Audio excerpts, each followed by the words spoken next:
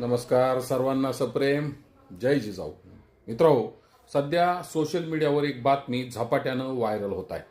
Gas cylinder संपत आहेत, तुटवडा निर्माण झालेला आहे, लगेच सिलेंडर बुक करून घ्या.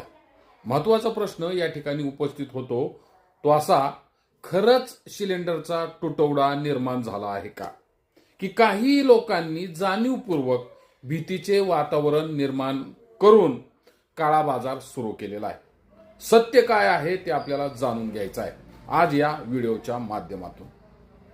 नेमकं घडलंय काय? मी आता थोडं जेवण घरी बनवून आणलं आणि थोडं इथे बनवते. 2 दिवस पुरेल एवढाच गॅस आहे माझ्याकडे.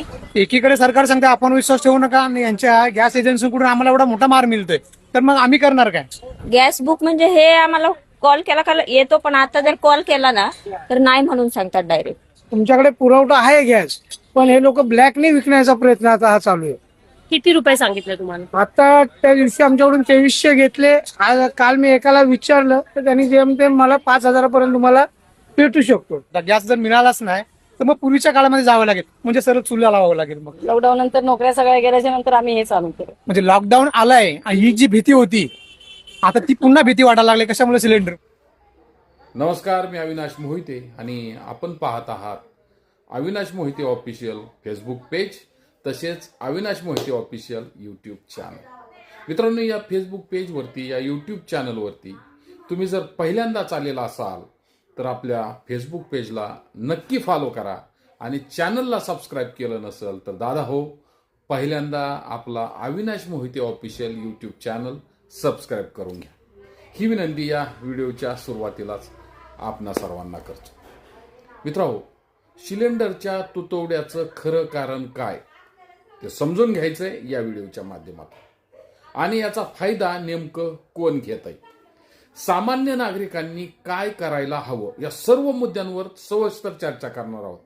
विनंती एकच आहे की व्हिडिओ शेवटपर्यंत पाहिला पाहिजे. मित्रांनो, सध्या अनेक ठिकाणी लोक म्हणत आहेत की गॅस सिलेंडर मिळत नाही, एजन्सीकडे स्टॉक शिल्लक नाही. पण सरकारकडून वारंवार स्पष्ट शब्दामध्ये सांगितलं जात आहे की घरगुती सिलेंडरचा कोणताही तुटवडा नाही किंवा पडणारही नाही. पुरेसा साठा सध्या आपल्याकडे उपलब्ध आहे, म्हणजे महाराष्ट्र सरकारकडे. मग प्रश्न असा पडतोय की सिलेंडर का मिळत नाही? का मिळत नाही सिलेंडर? सोशल मीडिया आणि काही न्यूज चॅनल वारंवार गॅस संपणार आहे याच बातम्या दाखवत आहेत. मित्रांनो, अशी भीती पसरवली जाते, अशी अफवा पसरवली जाते, तेव्हा काय होतं?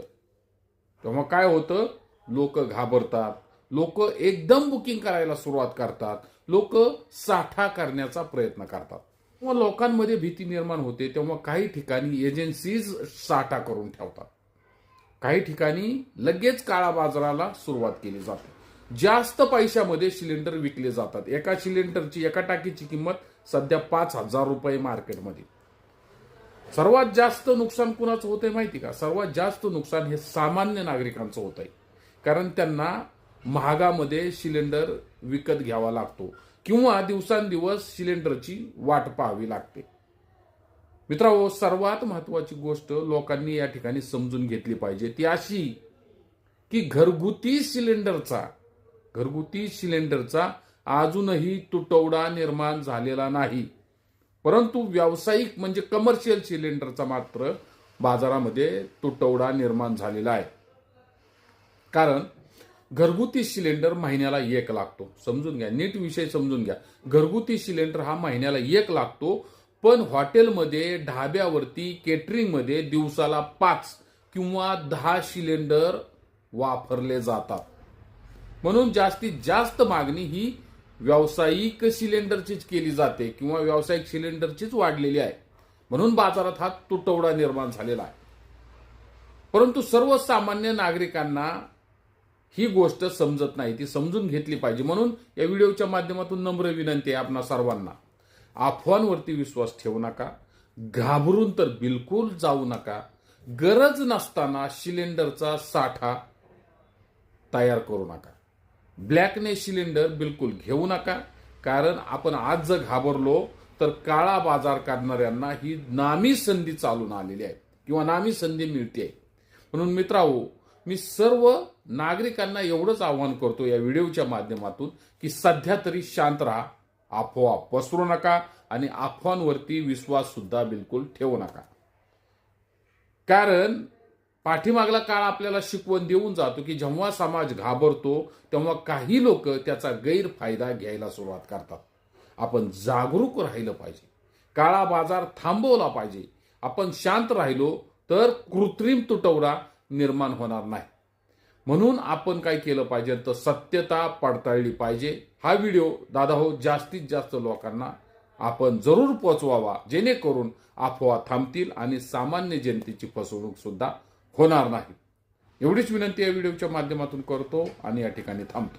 आपली रजा घेतो. धन्यवाद. जय जिजाऊ, जय शिवराय, जय संविधान, जय भारत मित्रांनो.